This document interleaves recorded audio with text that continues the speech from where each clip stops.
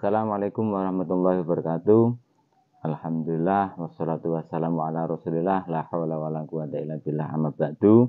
Pemirsa yang budiman, terima kasih masih bersama kami di channel YouTube tentang pembahasan kemarin, yaitu pembahasan tentang sifat wajib bagi Allah yang ada 20.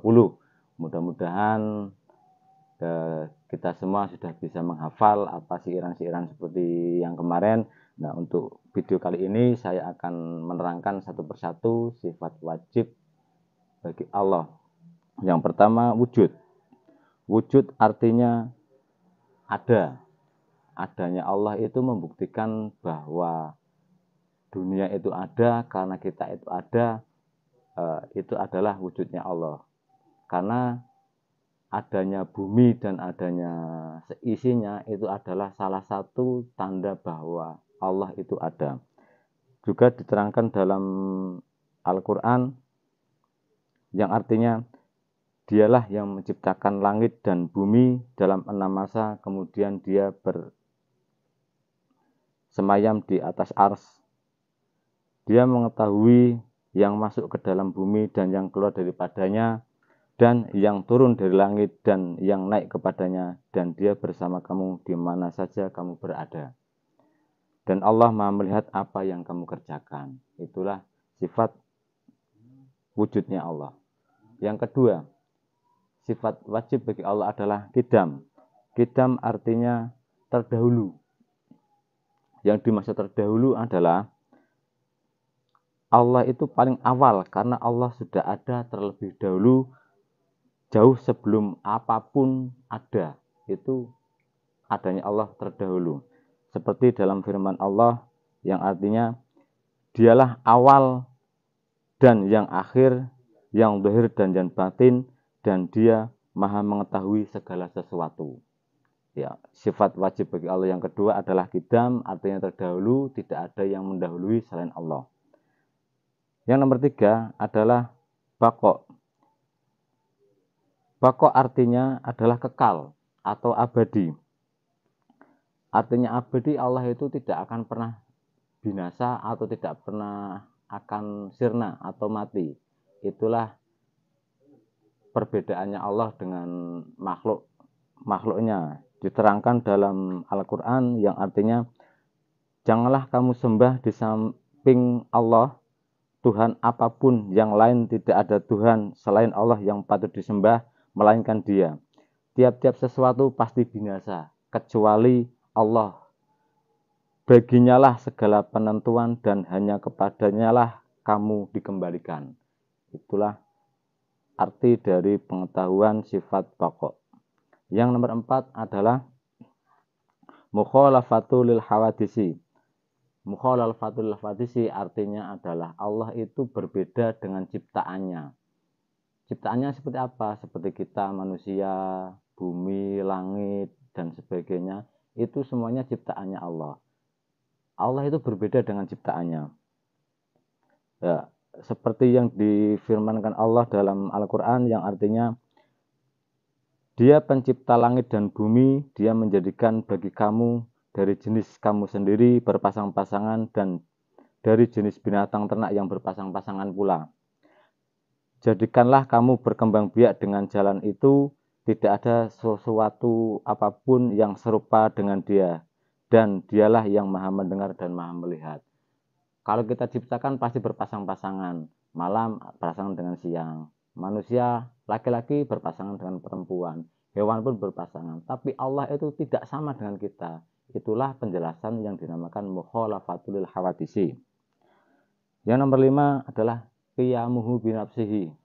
Qiyamuhu binafsihi artinya Allah itu berdiri dengan sendirinya tanpa memerlukan bantuan orang lain. Seperti yang difirmankan Allah dalam Al-Quran yang artinya dan barang siapa berjihad, sesungguhnya jihadnya itu adalah untuk dirinya sendiri. Sesungguhnya Allah benar-benar maha kaya dan tidak memerlukan sesuatu dari semesta alam. Artinya Allah qiyamu binafsihi, artinya Allah tidak tergantung kepada makhluknya. Sifat wajib Allah yang nomor 6 adalah wahdaniyah. Artinya wahdaniyah itu Allah itu satu. Satu ya satu, esa. Seperti yang difirmankan Allah atau yang sering anak-anak gampang dihafal adalah qul huwallahu ahad. Katakan Allah itu satu. Nah, itulah sifat wahdaniyahnya Allah adalah Allah itu satu. Yang ketujuh, sifat wajib bagi Allah adalah qudrat. Qudrat adalah Allah yang memegang kekuasaan tanpa ada yang mengatur dari zat-zat lain. Artinya Allah berkehendak ya sesuai dengan keinginan Allah tanpa ada yang mengatur. Seperti yang difirmankan Allah dalam Al-Quran, dan dia mewariskan kepadamu tanah-tanah, rumah-rumah, dan harta benda, dan begitu pula tanah yang belum kamu pijak, dan Allah Maha Kuasa terhadap sesuatu. Artinya Allah berkuasa, ya Allah itu tidak ada yang mengatur. Yang nomor 8, sifat wajib bagi Allah adalah irodat. Sifat irodat berarti Allah berkehendak atas segala alam semesta dan seisinya. Mustahil melakukan sesuatu atas perintah perkasa dari makhluk lain. Seperti yang difirmankan Allah dalam Al-Quran yang artinya, sesungguhnya keadaannya apabila dia menghendaki sesuatu hanyalah berkata kepadanya, jadilah, maka jadilah ia. Artinya ketika Allah ingin menciptakan sesuatu, tinggal Allah bilang kun fayakun, maka akan jadi apa yang dikehendaki oleh Allah. Sifat wajib yang nomor 9 bagi Allah adalah ilmun. Sifat ilmun berarti Allah Maha mengetahui segala sesuatu dan tidak ada sesuatu apapun yang tidak diketahui oleh Allah. Maksudnya Allah itu mengetahui walaupun ada dalam keadaan gelap, ada semut hitam dalam kegelapan, itu Allah tahu. Nggak ada sesuatu yang tidak diketahui oleh Allah.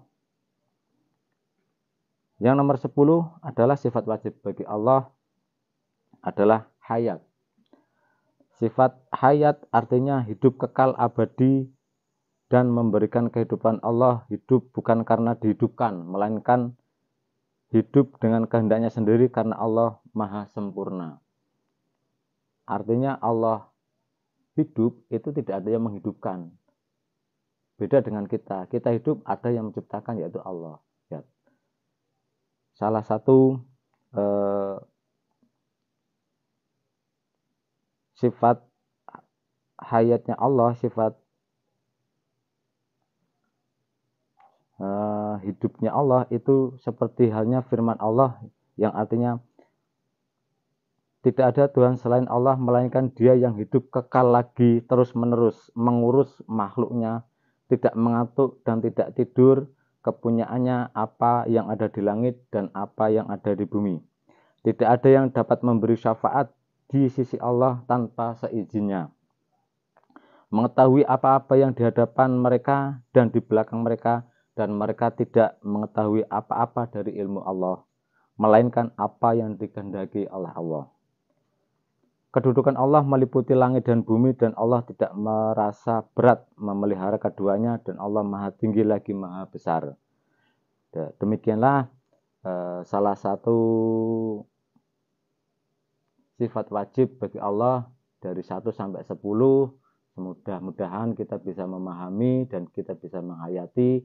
Apabila ada pertanyaan, bisa Anda tulis di kolom komentar atau di email. Terima kasih dari saya. Apabila ada kesalahan, saya minta maaf yang sebanyak-banyaknya. Saya akhiri. Wassalamualaikum warahmatullahi wabarakatuh.